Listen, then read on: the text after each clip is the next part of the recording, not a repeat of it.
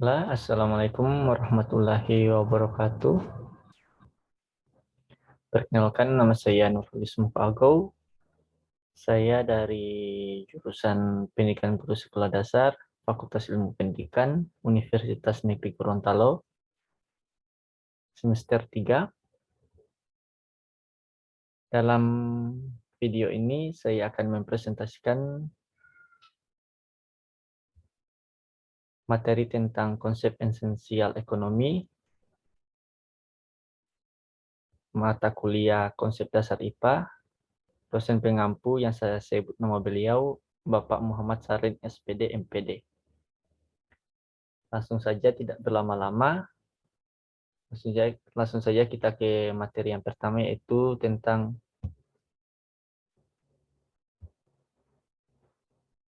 dasar-dasar ilmu ekonomi. Yang itu terbagi menjadi 4, yaitu pertama ada apa itu ilmu ekonomi, yang kedua mengapa mempelajari ilmu ekonomi, yang ketiga definisi ilmu ekonomi, yang keempat konsep-konsep dasar ilmu ekonomi. Langsung saja, untuk materi yang pertama itu adalah apa itu ilmu ekonomi. Kekuatan ekonomi memiliki pengaruh yang nyata dalam kehidupan kita sehari-hari. Mulai dari keputusan untuk memilih barang yang dibeli, memilih jenis pekerjaan, mengalokasikan pendapatan untuk kebutuhan hidup sehari-hari, menabung di bank yang memberikan suku bunga tertinggi, menghadapi kenaikan harga barang, dan sebagainya. Meskipun kita yakin bahwa semua orang tidak berdiskusi dahulu dalam menghadapi kenaikan harga BBM misalnya, namun orang cenderung mengurangi konsumsi BBM, baik secara langsung maupun tidak langsung. Hal ini menarik, mengingat ternyata sebagian besar orang yang melakukan atau cenderung berperilaku yang relatif sama terhadap suatu kejadian ekonomi. Meskipun sebenarnya tidak ada kewajiban bagi seluruh orang untuk melakukan hal yang sama, tentunya ini dilandasi oleh suatu asumsi yang kuat, yaitu setiap orang akan rasional dalam mengambil keputusan, termasuk keputusan ekonomi. Secara sederhana, ilmu ekonomi sebenarnya didasarkan pada 3 konsep penting, yaitu kelangkaan atau scarcity, pilihan atau choice, dan pengambilan keputusan atau decision making. Ilmu ekonomi muncul karena manusia selalu ingin mendapatkan sesuatu melebihi sumber daya yang dimilikinya. Misalnya, manusia ingin hidup di dunia yang nyaman dan aman, air yang bersih, pendidikan yang baik, rumah mewah, kendaraan bagus. Sementara untuk mendapatkan itu semua, seseorang dibatasi oleh waktu, pendapatan, dan harga yang harus dibayar, yang akhirnya berujung pada tidak terpenuhinya semua keinginan tersebut. Oleh karena itu, ilmu ekonomi diperlukan untuk memahami bagaimana cara memenuhi keinginan yang tidak terbatasi tersebut dengan sumber daya yang terbatas. Lalu, mengapa kita perlu untuk mempelajari ilmu ekonomi? Mengapa penting juga lagi kita untuk mengetahui definisi ilmu ekonomi? Kemudian, apa hubungannya ilmu ekonomi dengan sains-sains yang lain? Bagaimana ilmu ekonomi bila dilihat dari pendekatan sains? Mungkin beberapa pertanyaan di atas merupakan pertanyaan yang mulai muncul di dalam pikiran kita saat ini. Yang kedua itu, mengapa mempelajari ilmu ekonomi? Pada masa kini, berbagai persoalan ekonomi sudah sangat mudah ditemui dalam kehidupan sehari-hari kita. Terkadang tanpa kita sadari, perasaan hati kita yang bersuka cita sepanjang hari ternyata dipengaruhi oleh sekelumit berita ekonomi. Harga minyak dunia turun, di sisi lain mungkin kita menjadi sedikit gusar terhadap pemerintah lantaran melihat masyarakat harus mengantri lama untuk memperoleh hanya dengan 2 liter minyak tanah di Tangerang. Padahal berbagai informasi tersebut mungkin hanya kita lihat di layar kaca. Kita juga mungkin pernah menonton berita yang menyatakan bahwa telah terjadi peningkatan penduduk miskin di Indonesia seiring dengan munculnya krisis ekonomi dan naiknya harga kebutuhan pokok. Padahal di sisi lain, saat kita berangkat bekerja, kita dapat melihat bahwa banyak bermunculan perumahan geria, tawang, atau apartemen di beberapa kota besar. Belum lagi pusat-pusat perpembelajaran baru juga mulai marak dibangun di banyak kota. Apakah para investor tidak mengetahui bahwa jumlah penduduk miskin di Indonesia telah meningkat? Mengapa para investor tetap tertarik untuk menambahkan modalnya untuk membangun geria, tawang, ataupun pusat pembelajaran? Tanpa kita sadari, ternyata kita sudah dikelilingi oleh beragam persoalan dan kegiatan yang berhubungan dengan ekonomi. Oleh karena itu, penting bagi kita untuk mempelajari ilmu ekonomi. Dengan mempelajari ilmu ekonomi, kita dapat mengetahui penyebab munculnya berbagai permasalahan ekonomi, perilaku para agen ekonomi, atau rumah tangga dan perusahaan, dan dampak yang dihasilkan oleh permasalahan ekonomi, dan pengambilan keputusan ekonomi yang rasional. Sebenarnya tanpa mempelajari ilmu ekonomi terlebih dahulu, manusia secara sadar maupun tidak sadar setiap hari melakukan keputusan ekonomi. Namun demikian, dengan mempelajari ilmu ekonomi, kita akan memiliki pemahaman yang lebih baik mengenai permasalahan ekonomi dan bagaimana suatu perekonomian. Untuk materi yang ketiga itu adalah definisi ilmu ekonomi. Sebelum membahas tentang definisi, perlu dijelaskan terlebih dahulu mengenai asal-usul istilah ilmu ekonomi atau ekonoritz. Istilah ekonoritz berasal dari bahasa Yunani kuno, yaitu oikos atau rumah tangga, plus points atau nomos atau kebiasaan atau hukum, di mana gabungan kedua kata tersebut dapat diterjemahkan sebagai aturan atau kebiasaan dalam rumah tangga. Dalam bahasa Indonesia, kata physics dari bahasa Inggris dan diindonesiakan menjadi fisika. Demikian pula kata mathematics diterjemahkan menjadi matematika. Dynamics menjadi dinamika, dan statistics menjadi statistika. Karena itu, kata economics dalam modul ini seharusnya diterjemahkan dalam bahasa Indonesia menjadi ekonomika. Namun penggunaan istilah ilmu ekonomi lebih banyak digunakan di berbagai literatur. Agar tidak terjadi keracunan istilah, maka modul ini menggunakan istilah ilmu ekonomi. Apa yang dimaksud dengan ilmu ekonomi? Beberapa batasan yang sering digunakan antara lain, yaitu ilmu ekonomi adalah studi aktivitas produk, konsumsi, dan pertukaran barang.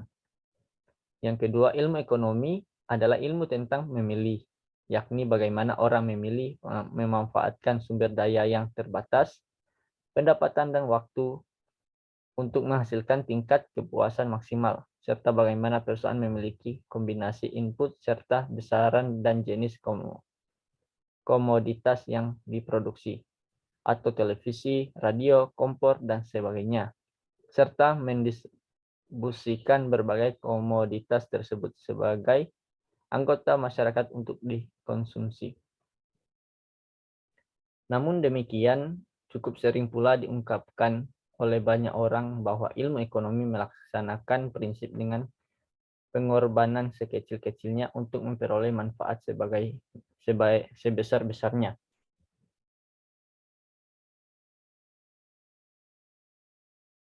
Definisi ini sebenarnya merupakan salah kaprah dari prinsip optimisasi.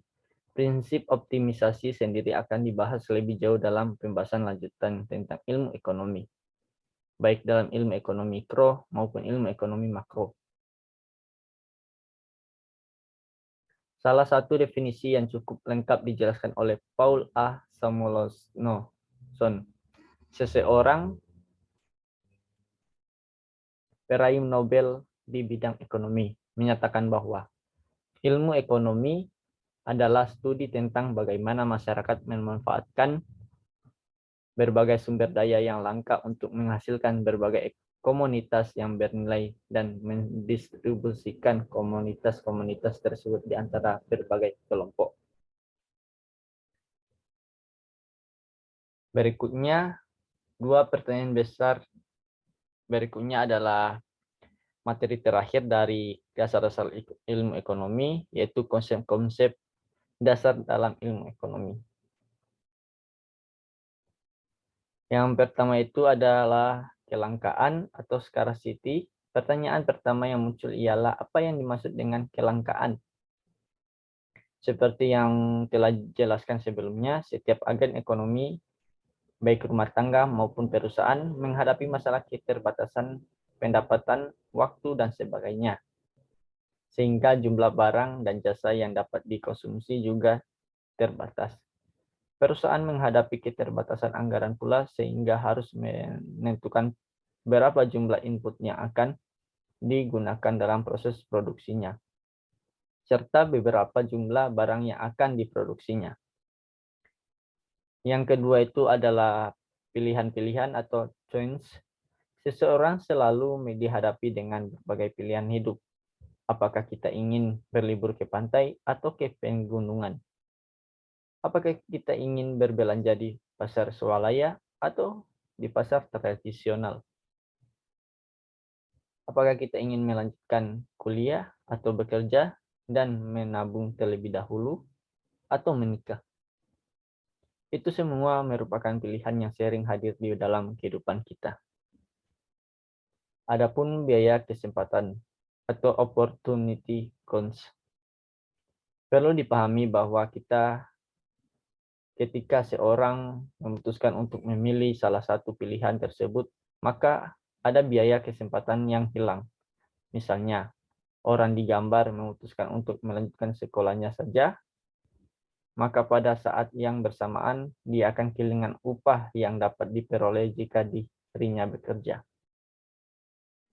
Contoh lainnya adalah ketika Anda memutuskan untuk membaca buku ini, sebenarnya ada pilihan kegiatan lain yang dapat Anda lakukan seperti menonton TV, berolahraga, atau bermain.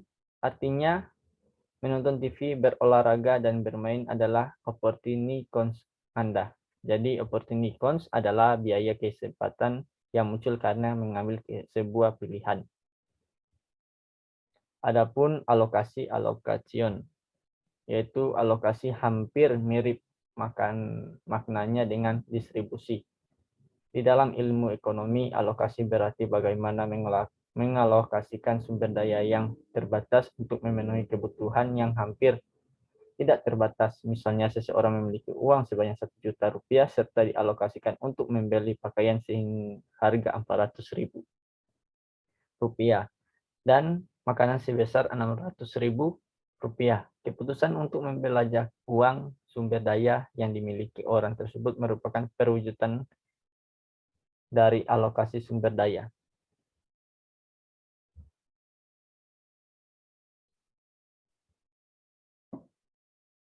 Lanjut slide berikutnya, yaitu pendekatan ilmiah dalam memahami ilmu dan kebijakan ekonomi. Pendekatan ilmiah dalam memahami ilmu ekonomi.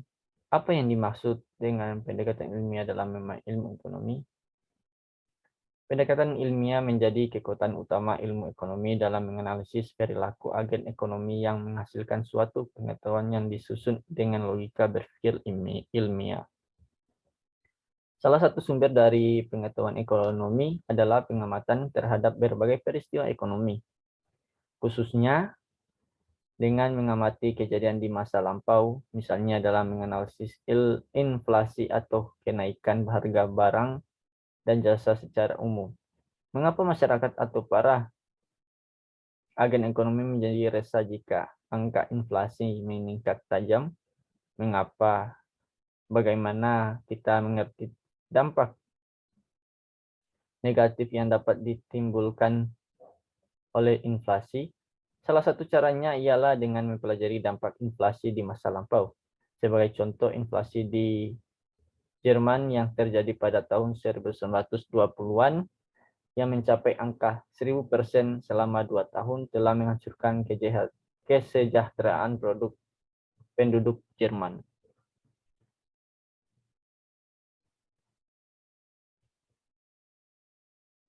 Hal ini menimbulkan pendapat bahwa kehancuran ekonomi Jerman akibat inflasi yang tinggi menyebabkan terjadinya ketidakpercayaan sosial dan selanjutnya memunculkan Hitler sebagai penguasa. Dengan mengetahui dampak buruk dan inflasi, masyarakat cenderung khawatir jika terjadi inflasi yang tinggi dan pemerintah memerintahi kebijakan yang intensif untuk mencegah terjadinya inflasi.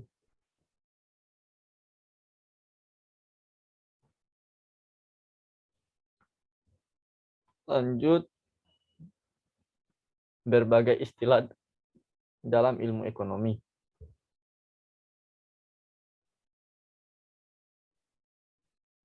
Ada beberapa istilah dalam ilmu ekonomi, yaitu ada teori dan model. Yang pertama itu teori. Teori ekonomi adalah pernyataan atau kesimpulan pernyataan yang saling terkait dengan sebab dan akibat, serta aksi dan reaksi. Suatu teori berusaha untuk menjelaskan mengapa suatu peristiwa bisa terjadi dan apa dampaknya. Teori ini juga memungkinkan seseorang untuk meramalkan bahwa jika biaya input meningkat, maka jumlah output yang dapat dihasilkan suatu perusahaan akan berkurang.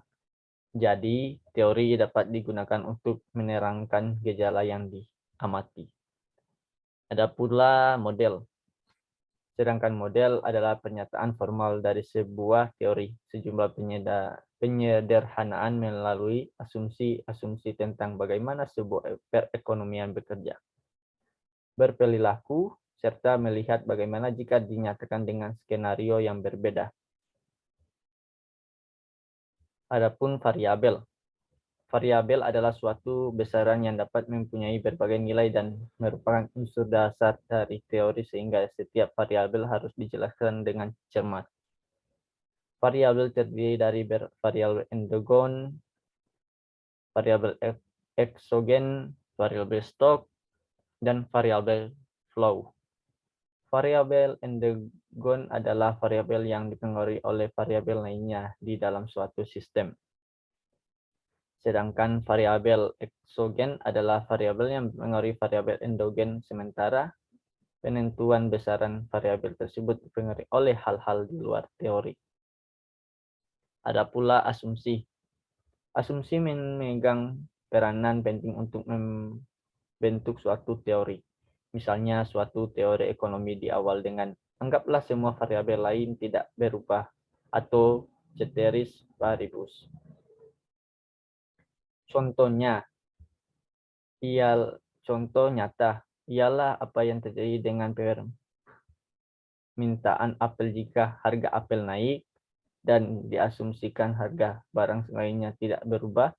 Tentu saja asumsi ini dapat dianggap tidak realistis sama sekali. Karena pada saat yang bersamaan bisa saja harga jeruk dapat menjadi substitusi apel juga naik. Tetapi asumsi tersebut digunakan oleh para ekonomi untuk menganalisis dampak perubahan harga apel saja terhadap permintaan apel. Ada pula hipotensi. Langkah selanjutnya dalam konstruksi pembentukan teori adalah merumuskan hipotensi. Hipotensi adalah dugaan awal mengenai bagaimana hubungan antara dua atau lebih variabel. Misalnya jumlah setiap komoditi yang dihasilkan tergantung salah satunya pada harganya. Dengan demikian variabel harga dan jumlah komoditi dihubungkan suatu sama lain sesuai dengan hipotensi ekonomi. Hipotensi akan digunakan untuk menguji kebenaran pernyataan awal tentang hubungan antara dua variabel atau lebih. Baiklah, hanya itu yang bisa saya sampaikan dalam video presentasi kali ini. Jika ada salah-salah kata, saya mohon maaf. Wassalamualaikum warahmatullahi wabarakatuh.